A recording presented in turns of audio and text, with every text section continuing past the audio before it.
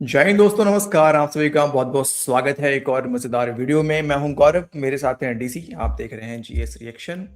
जैन भाई दोस्तों, आई लोग। होप कि आप सभी अच्छे होंगे। लेकिन डीसी, तुम्हारे खिलाफ बहुत साजिशें हो रही है भाई। बाबा, मैं साजिश करने बोलता हूं दोस्तों को पाकिस्तान के खिलाफ में, लेकिन साजिश तुम्हारे बढ़िया। खिलाफ जो है दबा के हो रही है भाई, दबा के हो रही है। लेकिन खैर, मजा आता है। चलो ठीक है भाई, हमारे खिलाफ भी कभी कभी कर दिया हम्म। करो। अच्छा जी, देखो दोस्तों, आज का जो वीडियो है तो टॉपिक तो पुराना है। ईयू भारत का जो ट्रेड डील हुआ उसी के ऊपर है, लेकिन जो रुझान डीसी धीरे धीरे करके आ रहे हैं ना पाकिस्तान से, वो देखने में भाई बड़ा मजा आ रहा है। अब आज हमारे पास अब्दुल चचा है। हम्म।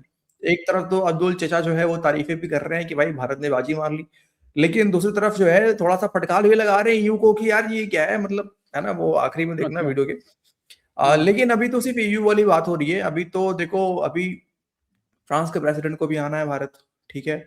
अभी सुखोई 57 को लेके भी बातें चल रही हैं, बहुत सारी बातें हैं। उसके बाद फिर सुनने मिल रहा है कनाडा जो कि परेशान है, मार खा रहा है अमेरिका से, वो हम्म। सुनने मिल रहा है कि उसके भी प्राइम मिनिस्टर भारत आ सकते हैं। इसके बाद अभी पीयूष गोयल जी का मैं बयान देख रहा था कि यूएस और भारत का जो ट्रेड डील है वो भी कभी भी अनाउंस हो सकता है। वो भी अपने आखिरी दौर में पहुंचा हुआ है। बातचीत लगभग मामला सब सॉर्ट आउट हो चुका है। और बस अनाउंसमेंट किस दिन होगा हमें नहीं पता, लेकिन कभी भी हो सकता है। तो अभी वहां भी रोएंगे पाकिस्तानी। लेकिन फिलहाल जो अभी रुझान 200 धीरे धीरे आ रहा है, पहले वो चलते हैं, वो देखते हैं। और हाँ, अभी तो भाई एक दो खबर और डीसी, बलूचिस्तान के अंदर भी भाई वो तगड़ा अटैक हुआ है। बीएलए फ्रीडम फाइटर्स ने करा है, बड़ा तगड़ा अटैक करा हुआ है। और उसको लेके हम्म। खबरें आ रही है। काफी पाकिस्तानी जो फौजी हैं, कुछ को तो इन लोगों ने बंदी बनाया हुआ है, कुछ कैंप्स पे कब्जा करा हुआ है। और पता ही है आपको, भागने में तो आगे हैं पाकिस्तानी फौजी। कई भागे भी हुए हैं और कई बहादुर के बाद भी पहुंचे हुए हैं। तो पहले वो हम्म। वो हम रात में देखेंगे, लेकिन पहले आते हैं अपने वीडियो की ओर। दोस्तों, अगर आप चैनल पे नए हैं, चैनल को सब्सक्राइब कर लीजिए और बेल आइकन को प्रेस कर लीजिए, ताकि हम सब यहाँ मिलकर साजिश कर सके पाकिस्तान के खिलाफ। जितना बड़ा परिवार होगा उतनी बड़ी साजिश होगी। तो आप लोग भी कमेंट में शुरू हो जाइए और हम लोग यहाँ शुरू होते हैं। चलिए रिसीव। चलिए सर, लेट्स गो। बासित साहब, कुछ बात करेंगे हम अब भारत और ईयू के माबैन तिजारती मुआहदे की। ये मुआहदा तो तय पा गया, मुझे बताएं कि इसमें पाकिस्तान के लिए कितने चैलेंजेस छुपे हैं। और ये भी जानना चाहूंगी कि क्या पाकिस्तान और ईयू के माबैन ऐसा कोई मुआहदा अभी तक क्यों नहीं हो पाया। पाकिस्तान और ईयू के दरमियान मुआहदा इसलिए नहीं हो पाया कि देखिए पाकिस्तान के एक्सपोर्ट्स हैं कितनी, ये टोटल ट्रेड ही हमारा कितना है, 8-9 बिलियन डॉलर का होगा। जबकि भारत और ईयू का ट्रेड पिछले साल तकरीबन 136 बिलियन डॉलर का था। तो बड़ा फ़र्क है ना। और फिर हम तो पिछले कई सालों से पहले वो GSP, generalise system of preferences का हमारा ट्रेड हो रहा था, और अब वो जीएसपी प्लस हो गया है 2014 से। और ये 2023 से मेरे ख्याल में इसको एक्सटेंड किया गया जीएसपी प्लस को 2027 तक, यानी ज़ीरो टैरिफ पे हमारी प्रोडक्ट्स हम जाती हैं। हमारे प्रोडक्ट्स जो हम एक्सपोर्ट करते हैं उन पर कोई टैरिफ नहीं लगता यूरोपियन यूनियन की कंट्रीज़ में, 27 जो कंट्रीज़ हैं। अब भारत, ये जो मुआहदा हुआ है ईयू का और भारत का, ये पिछले 2007 से मुज़ाकरात चल रहे हैं। और अब जब प्रेसिडेंट ट्रम्प ने टैरिफ्स लगाए सब पे, तो उनको होश आया तो ईयू ये को भी भी और ऑप्शन है हमारे भारत को पास। भी जी। कि ये तो मामलात गड़बड़ हो रहे हैं। तो थोड़ा सा एक्सपेडाइट किया उन्होंने इन मुज़ाकरात को। लेकिन अप्रिशिएट करना चाहिए भारत को कि उन्होंने बड़े ज़बरदस्त तरीके से इस मुआहदे को नेगोशिएट किया। क्योंकि जो उनकी पोटेंशियल जो डैमेज हो सकता था, उनको उन सेक्टर्स को कम अज़ कम उन्होंने बचाया। वहाँ पे तकरीबन देखिए ना, दोनों तरफ से 97-99% ड्यूटीज़ हटा दी गई हैं। अगले 7 से 10 साल में बिल्कुल ड्यूटीज़ ख़त्म हो जाएंगी। तो एक लिहाज से आप कह सकती हैं कि नॉन टैरिफ ही मामला चलेगा। जी। लेकिन भारत ने बड़ी कामयाबी के साथ जो उसकी सेंसिटिव सेक्टर्स थे उसके, लाइक एग्रीकल्चर हो गया, उसके बाद डेयरी प्रोडक्ट्स हो गई, जहाँ पे गरीब तबका था और जिसको बड़े कंसर्न्स थे कि अगर हम बाहर से इंपोर्ट्स आना शुरू हो जाती हैं बगैर टैरिफ्स के और फ्री ट्रेड शुरू हो जाता है, तो फिर भारत के किसान का क्या होगा। वो भारत का किसान तो पहले ही बड़ा मजबूरी में है। तो ये 2-3 सेक्टर्स ऐसे थे जिसमें भारत ने उनको इस एग्रीमेंट से बाहर रख दिया। इस वक्त भैया 13-14 हज़ार 136 रुपये का बिलियन टीएपी डॉलर मिल का रहा है। है ट्रेड, तो इसको बढ़ाने की बात हो रही है 2030 तक 200 बिलियन तक ले जाने की, तो ये भी बहुत एक बड़ी अचीवमेंट है मैं समझता हूँ। और आई विश कि हमारे लोगों ने अब इसको स्टडी कर लिया होगा, क्योंकि पाकिस्तान के लिए देखिए ना, हमारे तो अभी हम इसलिए compete कर पा रहे थे EU कंट्रीज़ में कि हमारे पर GSP प्लस हमें अवेलेबल था। और भारत की जो कमोडिटीज़ जा रही थी, ख़ास तौर पे टेक्सटाइल्स में या अपैरल में जो भी था, जो टेक्सटाइल से कपड़े शपड़े जो हम भिजवाते हैं, उस पर तो कोई टैरिफ नहीं था, लेकिन भारत जो एक्सपोर्ट कर रहा था उस पर तकरीबन 12% टैरिफ था। तो इसलिए हम कॉम्पीट अच्छा कर रहे थे। अब भारत को वही फैसिलिटी हासिल हो जाएगी ज़ीरो टैरिफ की जो हमें हासिल है, तो उसमें हम किस हद तक कम्पीट कर सकते हैं, ये हमारे लिए एक बहुत बड़ा सवालिया निशान है। सही। और अगर मुझे लगता है, क्योंकि इसमें देखिए ना, सर्जिकल आइटम्स भी हैं जो हमारी एक्सपोर्ट्स हैं, फुटवेयर, लेदर गुड्स भी हैं जो कि भारत ये सारी वही, अब कोई टैरिफ उस पर नहीं होगा भारत की एक्सपोर्ट्स पे EU कंट्रीज़ में। तो हमारे लिए ख़तरा तो है। हमारे प्राइवेट सेक्टर में जो लोग भी टेक्सटाइल से मुताल्लिक हैं या अपैरल से मुताल्लिक हैं या और भी चीज़ें लेदर गुड्स से या इवन जो है जेम्स ज्वेलरी वगैरह, उसमें भी इन्वॉल्व हैं, तो वो हमारे लिए तो एक कंपटीशन अब सख्त बढ़ जाएगा ना, न सिर्फ पाकिस्तान के लिए बल्कि बांग्लादेश के लिए भी। तो पाकिस्तान के लिए एक चैलेंज है, और मैं उम्मीद करता हूँ कि GSP प्लस को जब तक हमारा फ्री ट्रेड एग्रीमेंट नहीं होता 2027 के बाद भी होपफुली हमें ये GSP प्लस की सहूलत हासिल रहेगी। क्योंकि एक बात बताओ यार, ये पाकिस्तानी फ्री ट्रेड एग्रीमेंट करेंगे क्या यार? तुम अपने चीन के साथ तो फ्री ट्रेड एग्रीमेंट कर नहीं पाए, और तुम यूरोपियन कंट्री के से और यहाँ वहाँ फ्री ट्रेड एग्रीमेंट क्या क्या दोगे उनको यार? गधे तो खाते नहीं है, मतलब पता नहीं मुझे, यूरोपियन कंट्री वाले गधे नहीं खाते हैं, आई थिंक, शायद मैंने सुना तो नहीं है खाते हुए, चीन वाले खाते हैं, तो अब पाकिस्तानी भी खाते हैं वैसे, बाय द वे।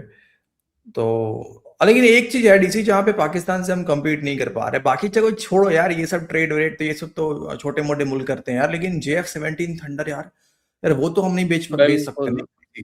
हाँ, सही बात है। अब GF-17 भी जितना है, मिनरल्स भी हैं सर इनके पास में तो। मिनरल्स, मिनरल्स वही बात है, कितने मिनरल्स है। 30,000 ट्रिलियन टन के, कितना बता रहे पता थे ये नहीं, भिखमंगे। भयंकर है वो, कभी मतलब अथाह है सर, बहुत है वो यार, खजाने कभी खत्म था, नहीं होते हैं। वो कभी खत्म हम्म। नहीं होगा, बिल्कुल। और दूसरी पूरी चीज ये है दुनिया ना डीसी, खरीदता है। देखो ना, यूरोपियन कंट्री यार हमसे, मतलब रूस तेल को हम रिफाइन करते हैं, यूरोपियन कंट्री में बेच देते हैं हम लोग। अब पाकिस्तान के पास तो सीधा तेल है यार, सीधा तेल है उनके पास तो। और ये कीमती पत्थर जो पाकिस्तानी कहते रहते हैं, कीमती खजाने, कीमती पत्थर, जो कि ले गया था वो फैसल रजा अबीदी का डब्बा चोरी करके मुनीर ट्रम्प को दिखाने, यार ये हाँ सब हाँ तो है हाँ। ना उनके पास, हमारे पास तो ये सब है नहीं बताओ, यार।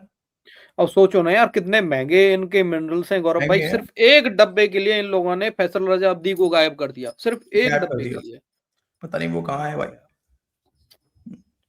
अब बहुत महंगे मिनरल्स हैं इनके पास। यार वही बात है यार, तो ये छोटी मोटी चीजें हैं, ये सब टेक्सटाइल और ये सब यार ट्रेड, ये सब IT वाईटी, ये सब काम थोड़ी ही गरीब लोगों का है यार, ये सब पाकिस्तान ये JF-17 अमीर मुल्क है, अमीर मुल्क थोड़ी ना ये काम करता है यार। आप देखो ना यार, एक बात बताओ, दुबई मतलब UAE के अंदर बाहर से आते हैं इंजीनियर वगैरह ये सारे कुछ काम करने के लिए। अब जो शेख होते हैं वो कभी काम नहीं करते सर, उनका काम है सिर्फ बिल्कुल। खाओ पियो और सोने के पॉट पे आगो।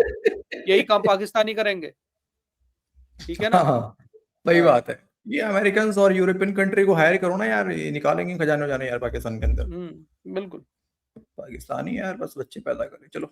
के बगैर तो हम बिल्कुल कम्पीट नहीं कर पाएंगे, जहाँ तक मेरा ख्याल है कि हमारा भी जनवरी 2027 में GSP प्लस जो हमारा है वो 2027 में ख़त्म हो जाएगा।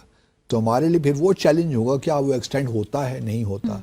अगर वो बिलफर्ज महाल एक्सटेंड नहीं होता तो फिर पाकिस्तान के लिए बहुत मुश्किलात हैं।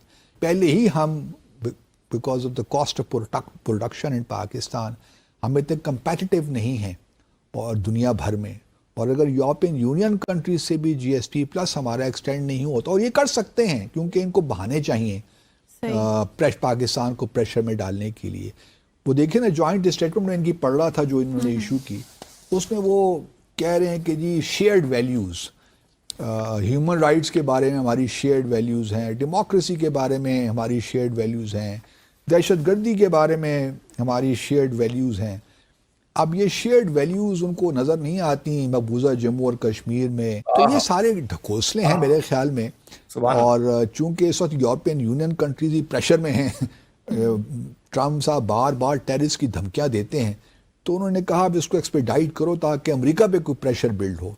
और सही। अमेरिका पे प्रेशर बिल्ड हुआ भी, इन द सेंस कि प्रेसिडेंट ट्रम्प की जानिब से इस एग्रीमेंट के बाद जो ट्वीट्स आए हैं वो काफ़ी इंटरेस्टिंग हैं। वो कहते हैं कि जी ये तो भारत ने कमाल कर दिया और ईयू ने जो है एक बहुत गलत एग्रीमेंट साइन किया है।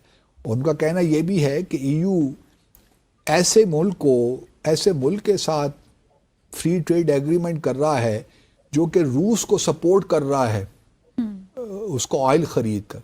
वाह, क्या क्या बात है, बहुत बढ़िया।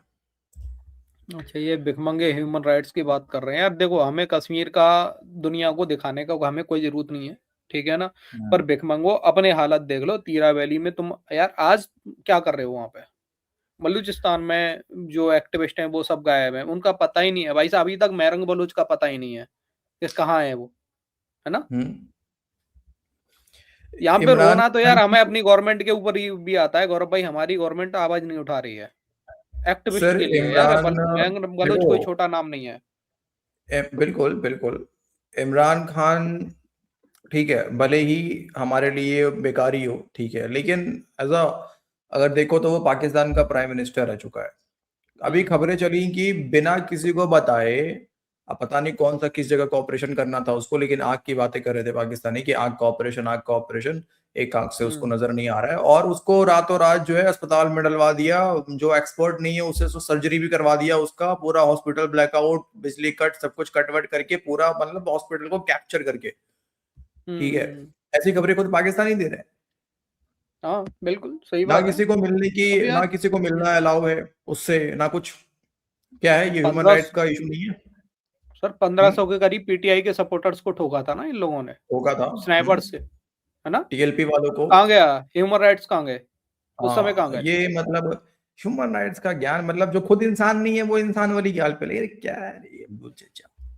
अच्छा, यार दूसरी बात ट्रम्प ट्रम्प वाला कर लो कि यू ऐसा ट्रेड कर रहा है जो कि यूक्रेन, मतलब रूस को जो है सपोर्ट कर रहा है। क्यों तुम यूक्रेन को सपोर्ट नहीं कर रहे हो? रूस के लोग लोग नहीं है क्या? बिल्कुल। रूस के लोग लोग नहीं है। अब आ जाओ यहाँ पाकिस्तान का दोगलापन। अब जब अमेरिका इजराइल को हथियार देता है, ठीक है, तो वो हथियार कहाँ इस्तेमाल होता है? रूस के खिलाफ भी हो पाकिस्तानियों रहा के है हिसाब से बात और करें साथ तो। में नहीं, देखो अमेरिका को दे रहा है, अमेरिका सप्लाई कर रहा है यूक्रेन के लिए उन्हीं हथियारों को, हाँ, ठीक है। वो वही मैं खिलाफ हो कह रहा रहा है, हूँ, रसिया के क्या खिलाफ भी रूस यूज के हो रहा लोग है। लोग नहीं है? और अगर साथ तुम में सर यूक्रेन, वही हथियार इसराइल भी मतलब सप्लाई होता है और फिलिस्तीनियों के खिलाफ भी यूज हो रहा है, पाकिस्तान का हाँ हथियार। बिल्कुल, तो हमास को ठोकने में कोई दिक्कत नहीं है, हमास को ठोक रहे हैं, ठीक है, लेकिन कहने का अर्थ ये है कि क्या यूक्रेन के, अच्छा रशिया का तो अमेरिका के बारे में तो कहा जाता है कि अमेरिका का तो पूरा इकोनॉमी वॉर इकोनॉमी है। जब तक दुनिया में जंग नहीं होगा अमेरिका का इकोनॉमी नहीं चलेगा। फिर बिल्कुल। जंग कौन भड़का रहा है भाई? कौन भड़काता है?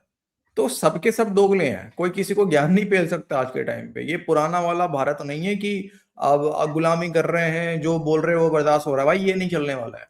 सामने से बोलने के लिए भी अरे बहुत लोग यार, खड़े हैं। हमारे लोग देखो, हमारे कुछ लोग बोलते हैं, हमारे ही लोग, कि भाई हमने ट्रम्प को अपने खिलाफ कर लिया। पहले हम बोलते थे माय बेस्ट फ्रेंड ट्रम्प, अब वो खिलाफ हो गया। तो यार इसका मतलब क्या है कि इंडिया चाट नहीं रहा ट्रम्प की भाई। इंडिया अपने स्टांस पे खड़ा है। हाँ चाट कौन रहा है वो सामने देख लो। चाट कौन रहा है वो पूरी दुनिया में दिख रहा है ना। ट्रम्प बोलता है कि अरे जो अंदर बोल रहा था रूम में, चल यहाँ पे बोल के दिखा। इसको बोल बोलते के हैं ना बता। चाटना। हाँ, नहीं मतलब वो अच्छा लगेगा क्या? अगर ये इमेजिन करो यार, अगर हमारा कोई प्राइम हम्म मिनिस्टर वो काम कर रहा हो, वो अच्छा लगेगा सुनने में यार? क्या यार इज्जत रहेगी भाई साहब, क्या इज्जत रहेगी? कोई इज्जत नहीं है भाई।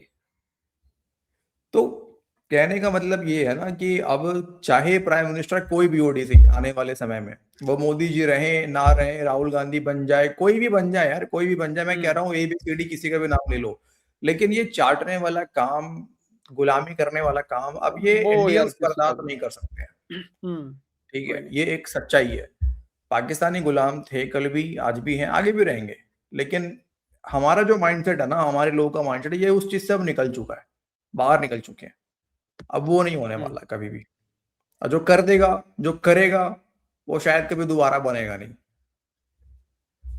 तो ये है मामला दोस्तों। अब हमने तो भाई साजिश कर दी अपने हिस्से की, अब आप लोग साजिश कर दीजिए कमेंट करके। मिलते हैं आपसे अगले वीडियो में। वीडियो को अंत तक देख रहे हैं, अगर आप अंत तक देख रहे हैं तो आप सभी का बहुत-बहुत धन्यवाद दोस्तों। चैनल को सब्सक्राइब करके सपोर्ट कीजिए। आप चाहे तो हमें क्यूआर के माध्यम से भी सपोर्ट कर सकते हैं और वीडियो को लाइक शेयर करके भी। जय हिंद दोस्तों। जय हिंद भाई लोग।